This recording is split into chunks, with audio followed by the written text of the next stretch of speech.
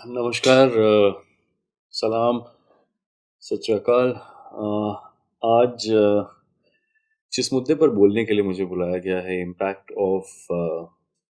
2020s peoples movements. ये मेरे ख्याल से 2020 में बहुत सारी चीज़ें हुई हैं हमारे मुल्क में और पूरी दुनिया में जो बहुत दुखद रही हैं। लेकिन जिस मुद्दे पर आज बात कर रहे हैं कि भाई 2020 में जो जन आंदोलन हुए थे, उसका क्या प्रभाव रहा, उनके क्या प्रभाव रहे। और मेरे ख्याल से 2020 में जहाँ एक तरफ आज़ाद हिंदुस्तान को, आज़ाद भारत को और साथ में शायद पूरी दुनिया को बहुत दुखद घटनाओं के लिए याद किया जाएगा, लेकिन उसी के साथ साथ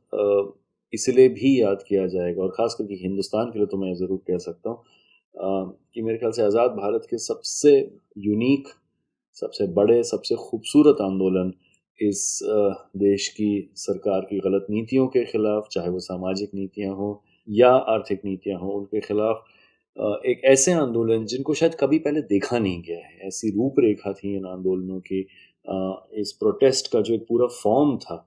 वो इतना नया था कि मुझे लगता है कि वो पब्लिक मेमोरी में हमेशा के लिए कहीं ना कहीं छपेगा।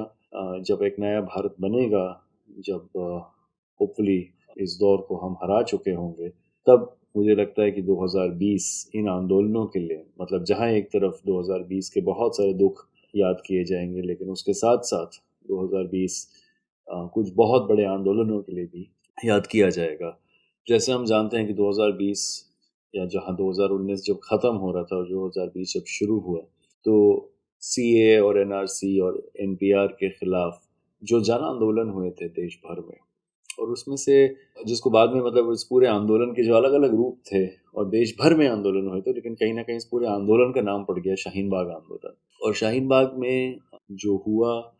वो अपने आप में, शाहीन बाग में जो हुआ वो ऐतिहासिक था। शाहीन बाग में जो जिस तरह का विरोध प्रदर्शन हुआ वो भी बहुत ऐतिहासिक था। और मेरे ख्याल से कि जहां ये साल शुरू हुआ 2020, पिछले साल जो 2020 जब शुरू हुआ था, वो एक इस तरह के आंदोलन से शुरू हुआ था। 2020 जब खत्म हो रहा है तो वो उसी एक और ऐसे बड़े आंदोलन जो दिल्ली के सरहदों पर हो रहा है फिलहाल,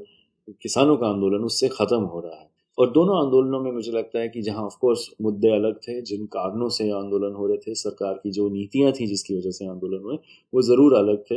इसके फॉर्म में भी हम कई सारी चीज़ें देख सकते हैं जो फ़र्क थी।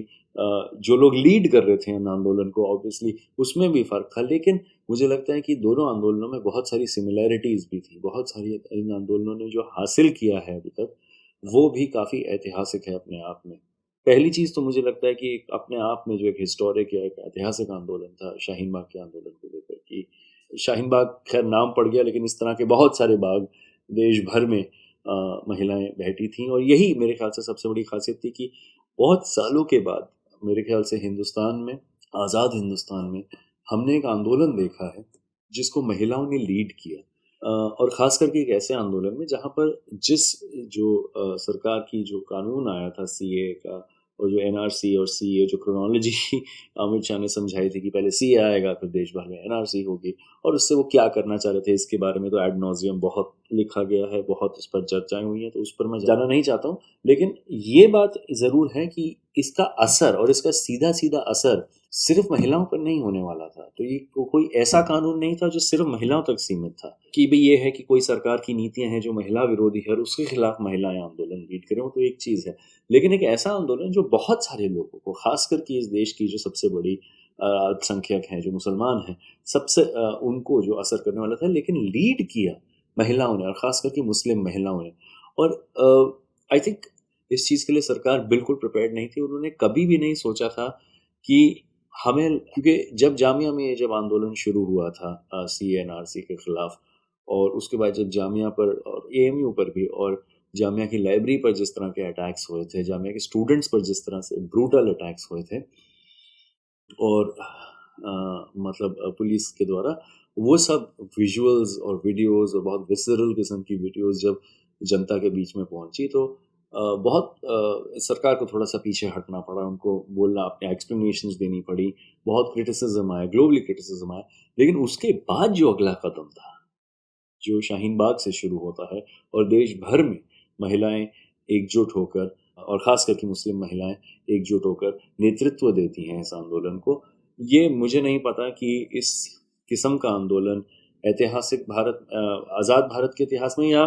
मतलब कभी भी भारत के इतिहास में इस तरह का कोई आंदोलन देखने को मिला हो, जहाँ पर एक ऐसे, और मतलब क्लियरली, और उसका इम्पैक्ट देखिए कि शाहीन बाग की एक मशहूर दादी, बिल्किस दादी जो थी, वो टाइम्स मैगजीन की 100 मोस्ट इन्फ्लुएंशियल पीपल ऑफ 2020 में उनका नाम आया। तो ये आप देखिए कि, और इसी के साथ साथ जो एक चीज़ और होती है कि जहाँ धीरे धीरे CANRC NPR के खिलाफ एक आंदोलन बढ़ता है, और इसकी सबसे खूबसूरत चीज़ ये होती है कि जहाँ मुस्लिम महिलाएं सामने आई, अपनी आइडेंटिटी को लेकर अपॉलोजेटिक भी मेरे ख्याल से नहीं थी, इस बात को लेकर अपॉलोजेटिक नहीं है कि हम मुसलमान हैं, बल्कि एक असर्शन थी कि हम मुसलमान हैं और हम इसी देश के नागरिक हैं, और हमारी नागरिकता के साथ आप इस तरह की चीज़ें ना करें। उस असर्शन को लेकर, अपनी मुस्लिम आइडेंटिटी को लेकर कहीं भी एक कतई ही एक अपॉलोजेटिक एटीट्यूड नहीं था, एक शर्मसार वाला एटीट्यूड नहीं था। तो इस आंदोलन की जो एक बहुत खूबसूरत, मुझे जो लगता है एक चीज़ थी कि इस आंदोलन में जो महिलाएं जो जुड़ी थी, जिन महिलाओं ने इस आंदोलन को लीड किया, भाई एक तरफ तो अपनी आइडेंटिटी को लेकर बिल्कुल भी अपॉलोजेटिक नहीं थी कि हम मुसलमान महिलाएं हैं, लेकिन उसी के साथ साथ कि अपनी आइडेंटिटी को लेकर अपॉलोजेटिक ना होते हुए भी इस मुझे लगता है इस आंदोलन का जो नेचर था वो बहुत खूबसूरत और सेक्युलर था, एक बहुत खूबसूरती से एक सेक्युलर आंदोलन था, जहाँ पर अलग अलग मज़हबों के, अलग अलग धर्मों के उनके किसी के पाठ पढ़े गए, हवन किया गया, साथ में आयतें पढ़ी गईं, साथ में नमाज तो होती ही थी वहाँ पर। तो ये एक आंदोलन था जिसको एक इस तरह से, क्योंकि बहुत यही मेरे ख्याल से जो सरकार जो कोशिश करती थी हमेशा मुसलमानों की एक तरीके से प्रोजेक्ट करने की कोशिश करती थी कि बिल्कुल एक इंक्लूसिव कम्युनिटी नहीं है, और इस तरीके से उसको बहुत बड़े तरीके से इस आंदोलन ने शैटर किया, उस पूरी इमेज को इस आंदोलन ने शैटर किया, जहाँ पर मुस्लिम औरतों को, और मुस्लिम औरतों ने इस आंदोलन को लीड करते हुए भी इसको एक बहुत इंक्लूसिव आंदोलन बनाया, और अलग अलग लोगों के लिए जगह बनी इस आंदोलन में। और इसी के लिए आई थिंक एक बड़ी चीज़ जो देखने को मिली कि बहुत एक अलग अलग क्वार्टर्स से, दलित संगठनों से, सिविल सोसाइटी से, लेफ्ट संगठनों से, सिख संगठनों से, और मतलब किसान संगठन पंजाब से, जो BKU उग्राहा, जो अभी जो आंदोलन हो रहा है उसके जो अलग अलग यूनियंस हैं उसमें से एक बहुत बड़ी यूनियन BKU उग्राहा है, तो पंजाब से BKU उग्राहा के किसान आए थे, उन्होंने लंगर चलाए, सिखों ने लंगर चलाए, अलग अलग दलित संगठनों ने, और अलग अलग संगठनों ने, और समाज के अलग अलग शोषित तबकों ने साथ आकर इस आंदोलन का पूरी तरह से साथ दिया। इस तरह की सॉलिडारिटी भी, जो मुझे लग रहा है कि 2014 के बाद जो धीरे धीरे एक सॉलिडारिटीज बनने लगी हैं अलग अलग प्रगतिशील संगठनों की, और प्रगतिशील संगठनों के साथ अलग अलग जो शोषित समाज है, ये सब मिलके जो एक सॉलिडारिटीज बन रही है, मुझे लगता है ये 2020 में खास करके CA के टाइम पर एक बहुत पुख्ता सॉलिडारिटी, CA के विरोध में जो आंदोलन हुए थे, एक बहुत पुख्ता सॉलिडारिटी के रूप में ये उभर के आया। और एक और चीज़ जो मुझे लगता है जो इस आंदोलन से निकल कर आई, जो बहुत महत्वपूर्ण थी, वो ये थी कि जिस पर मुझे लगता है चर्चा थोड़ी कम होती है, कि वो ये थी कि भई इस देश के जो एक फेडरल स्ट्रक्चर होना चाहिए था, जो शायद इतना स्ट्रॉन्ग, अनफॉर्चुनेटली आज़ादी के बाद हमारे फेडरल स्ट्रक्चर्स कई लोग कहेंगे और कमज़ोर ही होते गए, स्टेट्स की पावर्स कम होती गई, हम एक सेंट्रलाइजेशन की तरफ गए। मुझे लगता है कि एक तरीके से फेडरल स्ट्रक्चर्स, स्टेट्स ने अपनी एक राइट, एक पावर असर्ट करी, क्योंकि 14 राज्यों ने CA-NRC के खिलाफ अपनी स्टेट असेंबलीज में रेजोल्यूशंस पास करी। अब बहुत सारे वकील, बहुत सारे कुछ सुप्रीम कोर्ट के वकील, और मेरे ख्याल से कांग्रेस के ही कुछ सुप्रीम कोर्ट के वकीलों ने कहा था कि इसकी कॉन्स्टिट्यूशनल वैलिडिटी है नहीं। एक्चुअली कॉन्स्टिट्यूशनल वैलिडिटी हो ना हो ये डिबेटेबल है, लेकिन लीगली एक्चुअली ये रेजोल्यूशन स्टैंड नहीं कर सकते हैं, क्योंकि वो एक एक्ट बनकर जो है वो पूरे देश पर एप्लीकेबल है। लेकिन उसके बावजूद स्टेट्स ने अपनी एक ऑटोनॉमी असर्ट करी और बोला कि आप सेंट्रल गवर्नमेंट से जो भी करें, हम 14 स्टेट्स यहाँ रेजोल्यूशन पास कर रहे हैं। 14 स्टेट्स ने अलग अलग टाइम पर अपनी असेंबलीज में ये रेजोल्यूशन पास किया कि हम CA-NRC को रिजेक्ट कर रहे हैं, जिसमें से एक NDA रूल स्टेट भी थी, बिहार। तो तो एक्चुअली स्टेट्स ने अपनी ऑटोनॉमी को असर्ट किया, और एक ऐसे टाइम पर जहाँ पर धीरे धीरे एक्चुअली स्टेट्स की ऑटोनॉमी हम देख रहे हैं, मतलब जहाँ पर कुछ स्पेशल कश्मीर के पास जो एक स्पेशल स्टेटस 370 था उसको छीन लिया गया। तो जिस तरह से देश स्टेट्स की ऑटोनॉमी को धीरे धीरे बिल्कुल ख़त्म किया जा रहा है, एक सेंट्रलाइज स्ट्रक्चर्स बन रहे हैं, तो साथ में मुझे लगता है कि ये बहुत इंपॉर्टेंट असर्शन थी स्टेट्स की। और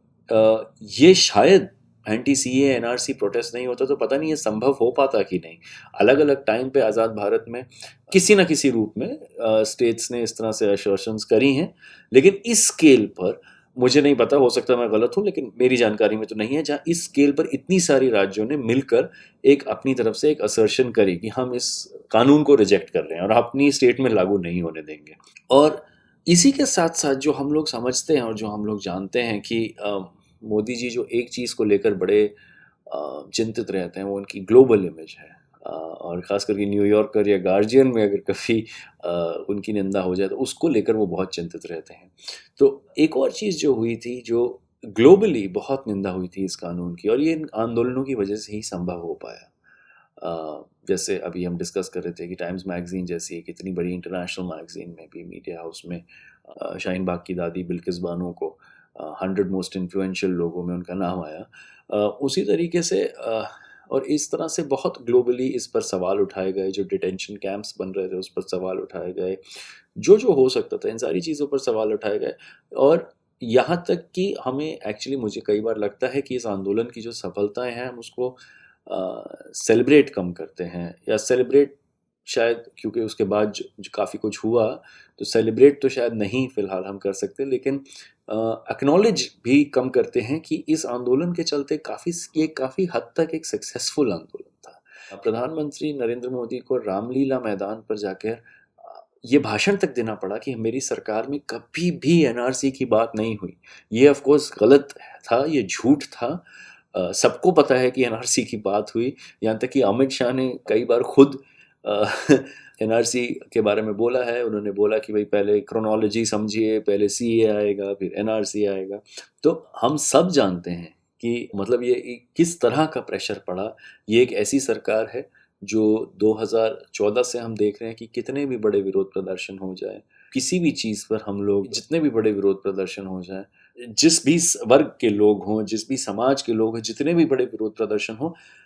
हिलते कम है ये सरकार। मतलब बात करने के लिए भी अक्सर राजी नहीं होती है। लेकिन इस बार एक्चुअली प्रधानमंत्री को ये बोलना पड़ा, तो एक किस्म से, चाहे वो ऑब्वियसली एक्नॉलेज नहीं करेंगे इस बात को, लेकिन एक किस्म से इनको पीछे हटना पड़ा। ऑफ कोर्स उसके जो फॉल आउट्स हुए, वो फॉल आउट्स बाद में बहुत ही दुर्भाग्यपूर्ण फॉल आउट्स थे, क्योंकि दिल्ली के विधानसभा चुनाव के नतीजे आते ही फिर दिल्ली में बहुत विशाल दंगे हुए। मेरे ख्याल से 1984 के बाद इस स्तर पर दंगे, मतलब 1984 जितने बड़े दंगे नहीं थे, लेकिन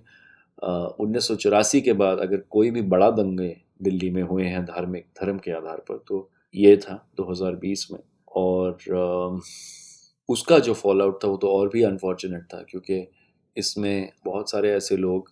बहुत सारे अच्छे एक्टिविस्ट, सिविल सोसाइटी एक्टिविस्ट, अलग अलग जगह से एक्टिविस्ट एक्चुअली दंगों को रोकने के लिए काम करते हैं। जो हेट क्राइम्स के जो विक्टिम्स होते हैं उनको जस्टिस दिलाने का काम करते हैं। समाज में एक अमन और शांति का एक माहौल बना रहे, इसके लिए काम करते हैं। आज उन्हीं को मुख्य आरोपी बना दिया इस सरकार ने उन दंगों का, और उनको जेल में डाला। लेकिन और बहुत दुखदायक चीज़ है, क्योंकि ऐसे बहुत सारे लोगों से जो जेल में है मैं खुद वाकिफ़ हूँ और मैं जानता हूँ, बल्कि इन्होंने शायद अपनी ज़िंदगी का एक मिशन बना दिया था कि इस देश में हम फसाद रोकेंगे, इस देश में हम अमन शांति के लिए, अमन शांति की स्थापना के लिए, और अलग अलग धर्मों के लोग, अलग अलग समाजों के लोग एक साथ अमन शांति के साथ रह पाए, जी पाए, यही इनकी ज़िंदगी का कहीं ना कहीं एक मिशन भी बन गया था। और आज इन्हीं लोगों को, क्योंकि कहीं ना कहीं साफ नज़र आ रहा था कि जैसे मैंने बोला कि सरकार को पीछे हटना पड़ा एनआरसी के मुद्दे पर, शायद इसी का ही बदला लिया जा रहा है। और जहाँ इस चीज़ पर एक बहुत दुर्भाग्यपूर्ण, मतलब कहीं ना कहीं मायूसी बहुत सारे सिविल सोसाइटी एक्टिविस्ट में, बहुत सारे अलग किस्म के एक्टिविस्ट, कई किस्म के एक्टिविस्ट में, और जनरली समाज के इन तबकों में जो एक प्रगतिशील समाज चाहते हैं, जो एक ऐसा समाज चाहते हैं जहाँ सबको बराबर के अधिकार मिले, उन सबको बहुत मायूसी तो ज़रूर हुई ये देखते हुए कि भाई जिस तरह से अरेस्ट हो रहे थे, जिस तरह से बहुत अच्छे एक्टिविस्ट के गलत केसेस में उनको फंसा फंसा कर अरेस्ट हो रहे थे, लग रहा था कि शायद इस सरकार से लड़ना मुश्किल हो जाएगा। लेकिन जैसे मैंने कहा कि 2020 जितनी मायूसियाँ लाया है, उतनी ही उसी ही स्तर पर नई उम्मीदें भी लाया है। एक और छोटा सा आंदोलन, जिससे पहले कि मैं किसान आंदोलन की बात करूं, ऑब्वियस ही है कि अब मतलब किसान आंदोलन, लेकिन एक और चीज़ भी हमें याद रखनी चाहिए कि जब 2020 में एक और आंदोलन हुआ था, बड़ा आंदोलन, मतलब कोविड के चलते शायद इतना बड़ा आंदोलन नहीं हुआ, लेकिन कोविड के बावजूद भी बहुत इसके विरोध प्रदर्शन हमने देखे, उत्तर प्रदेश में भी देखे और कई जगह देश भर में देखे, जहाँ हाथरस में एक दलित महिला के साथ जिस तरह से उसका बहुत ही बेरहमी से उसके साथ जो बलात्कार हुआ था, उसकी हत्या हुई थी, उसके खिलाफ पूरे उत्तर प्रदेश में और पूरे देश में जिस तरह की आवाज़ें उठी, मेरे ख्याल से पहली बार जब से ये योगी सरकार सत्ता में आई है, ये पहली बार शायद इनको थोड़ा सा धक्का भी लगा। तो ये एक और आंदोलन है, मुझे लगता है, जिस पर और चर्चा से बात करनी और विस्तार से कभी बात करनी चाहिए। लेकिन अब मैं सीधा जैसे मैंने कहा कि 2020 में जो दूसरा एक ऐसा, मतलब जहां 2020 शुरू हुआ एंटी सी एनआरसी एनपीआर आंदोलन के साथ, और 2020 अब ख़त्म हुआ किसान आंदोलन के साथ। और ये आंदोलन ख़त्म नहीं हुआ है, बल्कि 2021 को लेकर 2020 की तरह 2021 भी एक नए आंदोलन और एक ऐतिहासिक आंदोलन के साथ ये साल शुरू हो रहा है। इस आंदोलन का ज़रा मैं नहीं जानता जहाँ इस स्तर पर कभी एक ऐसा आंदोलन हुआ हो आज़ाद हिंदुस्तान में, जहाँ पर लोग, एक पूरे राज्य के किसान संगठित होकर अपने घरों से कम 300-400 किलोमीटर दूर ट्रकों में, ट्रैक्टर ट्रॉलियों में, गाड़ियों में, कुछ लोग साइकिल पर, कुछ लोग अपनी बैलगाड़ियों पर एक और राज्य तक आए हैं, अपने घरों से 400-500 किलोमीटर दूर आए हैं, और लाखों लोगों ने दिल्ली की दो बड़ी सरहदों में, सिंघू और टीकरी पर, और अब और भी सरहदों पर लोग अलग अलग राज्यों से जुड़ रहे हैं, लेकिन सिंघू और टीकरी में शहर के भीतर शहर बना लिए हैं, शहर के भीतर टाउनशिप्स बना लिए हैं। ये बिल्कुल ऐतिहासिक है। मैं नहीं जानता कि ऐसा कभी भी भारत के इतिहास में या दुनिया के इतिहास में कोई ऐसे आंदोलन अगर हुए हों। हाँ, एक किसान आंदोलन जो 1988 का ध्यान में आता है, जब पश्चिम उत्तर प्रदेश के किसान दिल्ली तक आए थे, उन्होंने दिल्ली में कूच किया था। वो दिल्ली की सरहदों पर नहीं रुके, वो दिल्ली के अंदर आके लट्टियंस गली पर उन्होंने लिटरली जो दिल्ली के जो सबसे साफ सुथरे, जो वी सबसे ज़्यादा वीआईपी इलाके हैं, उस पर पूरा कब्जा किया था। वो भी हिंदू मुस्लिम किसानों की एकता को बहुत बड़े तरीके से उस आंदोलन ने दर्शाया था। वहाँ पर सबसे बड़ा नारा ही ये लगता था, जहाँ एक तरफ हिंदू कहते थे कि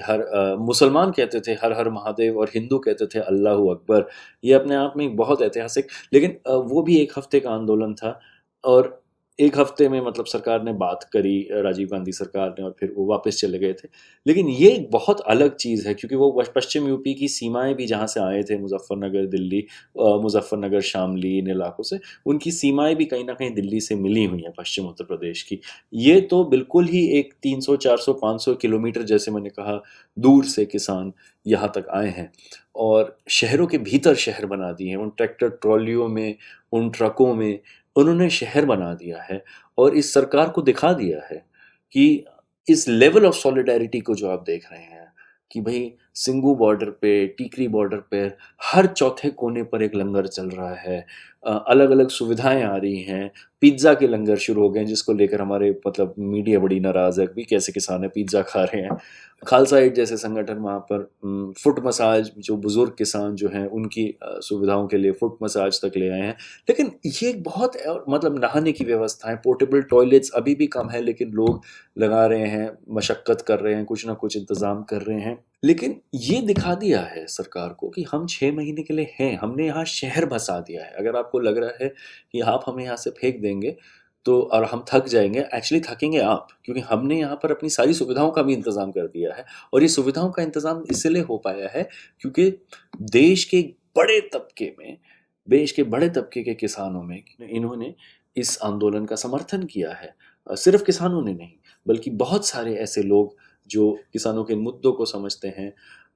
इन मुद्दों को लेकर संवेदनशील हैं, और इस सरकार की जो ये नए कृषि कानून हैं, इससे ये लोग जो एक्चुअली स्थापित करना चाहते हैं कि पूरी हमारी कृषि को, और कृषि से लेकर इसकी कृषि के उत्पाद की बिक्री तक को लेकर हर चीज़ बड़े बड़े कॉरपोरेट्स के हाथ में देना चाह रहे हैं। कितनी खतरनाक चीज़ है। जो लोग भी इस चीज़ की, इसके खतरे को समझ रहे हैं, सब इसके समर्थन में किसी ना किसी रूप से आ रहे हैं। और यही एक्चुअली देखा कि किस तरह से, जहाँ एक तरफ CA-NRC के विरोध में जो देश भर में जो शाहीन बाग का आंदोलन हुआ था, उसके लिए जब कई सारे तबके धीरे धीरे समर्थन में आने लगे, ठीक उसी तरह से यहाँ पर भी लोग अब धीरे धीरे इसके समर्थन में आ रहे हैं। क्योंकि आप यही देखिए कि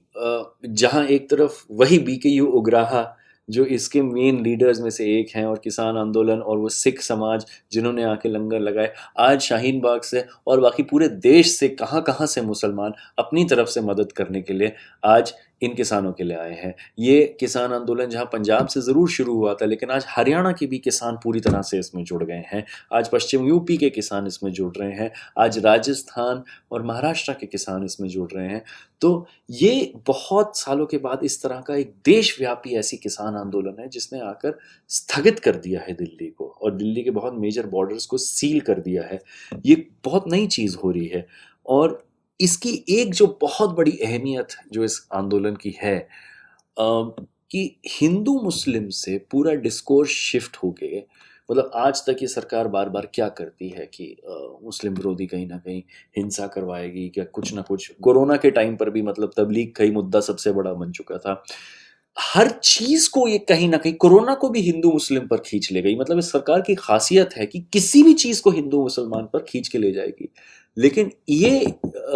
यहाँ पर पूरी तरह से इस आंदोलन में असफल हो रही है। और मुझे लग रहा है कि बहुत देर के बाद पहली बार हुआ है कि पूरा डिस्कोर्स हिंदू मुस्लिम से जाकर शिफ्ट कर गया है अदानी अंबानी पर। पूरा डिस्कोर्स शिफ्ट कर गया है कि भाई मुसलमान हमारा दुश्मन नहीं है। दुश्मन अगर इस मुल्क के जो गरीब है, इस मुल्क के जो शोषित तबके हैं, उसका कोई दुश्मन है तो उसका दुश्मन है अदानी अंबानी, उसके दुश्मन है बड़े बड़े कॉरपोरेट्स जिसके हाथ में देश को, ये सरकार इस देश को पूरी तरह से इनके हाथों में बेच रही है। तो ये डिस्कोर्स जो शिफ्ट हो रहा है, जियो के टावर्स को डिसमेंटल किया जा रहा है, 1500 जियो के टावर्स को डिसमेंटल किया है। ये अपने आप में एक इनकलाबी एक मैसेज गया है। और इस आंदोलन ने इन 32 यूनियंस, अब 40 यूनियन हो गई हैं, पहले लगभग 32 यूनियंस थी। इसमें से एक बड़ी तबका है यूनियन, बड़े तबके हैं यूनियंस के, जिसमें से कम मेरे ख्याल से 10 से 15 यूनियंस हैं, जिसमें से उग्राहा, BKU उग्राहा सबसे बड़ी यूनियंस में से एक है। इन सब ने खुल के ये बोला है कि जो दिल्ली दंगों के बाद और उसके बाद, न सिर्फ दिल्ली दंगे ही नहीं, लेकिन बहुत सारे जो पॉलिटिकल प्रिजनर्स हैं, हमारी एक मांग ये है, ये कलेक्टिव किसान संयुक्त मोर्चा की मांग नहीं है, लेकिन बहुत सारे यूनियंस की अलग से मांग है कि जो पॉलिटिकल प्रिजनर्स हैं, चाहे दिल्ली दंगे के बाद हो या भीमा गोरेगांव के नाम पर हो या किसी भी नाम पर, जो पॉलिटिकल प्रिजनर्स हैं, जो एक्टिविस्ट हैं जिनको जेल में डाला गया है, उनको रिहा किया जाए। ये एक बहुत खूबसूरत, ये एक बहुत महत्वपूर्ण और ये एक बहुत बड़ी चीज़ है कि किसान आंदोलन के कितने सारे हम पहलू देख पा रहे हैं। ऐसे भी पहलू हैं जिन्होंने खुल के कहा है कि किसानों के साथ साथ हमारी तरह, जो हमको आप आर्थिक रूप से शोषित कर रहे हैं, वहीं बहुत सारे लोग सामाजिक और राजनीतिक रूप से भी शोषित हो रहे हैं, और हम उनके साथ भी खड़े हैं। और यही जो एक इम्पॉर्टेंट चीज़ है कि आज इस आंदोलन के साथ, जैसे मैंने कहा कि मुसलमान भी सॉलिडारिटी में खड़े हैं। कहाँ कहाँ से हम देख रहे हैं कि वहाँ मुसलमानों ने स्टॉल लगाए हैं। उसको मीडिया ने फिर से उठा दिया कि देखो यहाँ पर भी बिरयानी बांटने आ गए मुसलमान। लेकिन मुसलमानों ने वहाँ पर राशन इकट्ठा किया है। जब किसान दिल्ली की तरफ आ रहे थे तो सबसे पहले कुछ मस्जिदों से ऐलान हुआ कि यहाँ पर इनके खाने की व्यवस्था होगी, जितने भी किसान भाई यहाँ पर आ रहे हैं। और जिस आंदोलन को बहुत जी तोड़ कोशिश करी थी इसको एक खालिस्तान का नाम देने की, इसको एक ये खालिस्तानियों का आंदोलन है, आज ये एक देशव्यापी आंदोलन बन चुका है। यहाँ तक कि मतलब सरकार भी बैकआउट कर रही है इस खालिस्तान वाले नैरेटिव से, क्योंकि ये इनको बैकफायर कर रहा है। तो मुझे लग रहा है कि जैसे सिट इन प्रोटेस्ट चक्का जाम जो शाहीन बाग ने किया, मुझे लगता है उस आंदोलन को सबसे बड़ा जो ओड था जो उस आंदोलन को जो सबसे बड़ा जो ओट था वो इस आंदोलन ने दिया है, और चक्का जाम को एक अलग स्तर पर ले गए हैं, जहाँ पर जैसे मैंने कहा कि शहरों के भीतर शहर बना दिए हैं। और दोनों आंदोलनों में ये हुआ कि जो अलग अलग प्रगतिशील तबके हैं, जो अलग अलग शोषित वंचित तबके हैं, सब साथ आ रहे हैं, सब साथ आके एक दूसरे का समर्थन दे रहे हैं। और मुझे लगता है कि यही 2020 की सबसे बड़ी कामयाबी अगर मैं कहूँ, और इन आंदोलनों की जो सबसे बड़ी कामयाबी है कि कई सारे ऐसे संगठन अगर मैं बोलूँ, और इस आंदोलन में अगर आप इस किसान आंदोलन को देखें, जैसे मैंने कहा कि 2020 में शायद पहली बार हुआ था जब मोदी जी को पीछे हटना पड़ा और बोला कि नहीं नहीं, हमने एनआरसी की कभी बात ही नहीं करी। वैसे ही इस आंदोलन के साथ भी, जहां ये सरकार कभी बात करने के लिए राजी तक नहीं होती है किसी से, इस सरकार को कंटिन्यूअस टॉक्स करनी पड़ रही हैं किसान के साथ। चाहे कितने भी बड़े विरोध प्रदर्शन हो जाते थे, ये लोग कभी बात करने के लिए राजी नहीं होते थे, इस बार बात कर रहे हैं। तो मुझे लगता है ये दोनों आंदोलनों की एक बहुत बड़ी खूबसूरत ये भी थी कि इस सरकार की अहंकार को तोड़ा है। इस सरकार को ये दिखा दिया है कि अगर आप लोकतंत्र को नहीं बचाएंगे तो जनता लोकतंत्र को बचाएगी, अगर आप संविधान को नहीं बचाएंगे तो जनता संविधान को बचाएगी। और यही मुझे लगता है कि असली जन आंदोलन होते हैं, कि जो मानवता के जो विचार होते हैं, जो एकता, समानता, समता के जो विचार हैं, जो हमारे संविधान में हैं, और जो मुझे लगता है किसी भी मानवतावादी समाज में होने चाहिए, जब सरकारें उसको नहीं बचा सकती हैं तो जनता उसको बचाने आ जाती है। और मुझे लगता है 2020 इसके लिए भी उतना ही याद रखा जाएगा जितनी बहुत सारी दुर्भाग्यपूर्ण घटनाएं हुई हैं उसके साथ साथ, लेकिन नई उम्मीदों के लिए भी 2020 याद रखा जाएगा। आप सभी का बहुत बहुत शुक्रिया।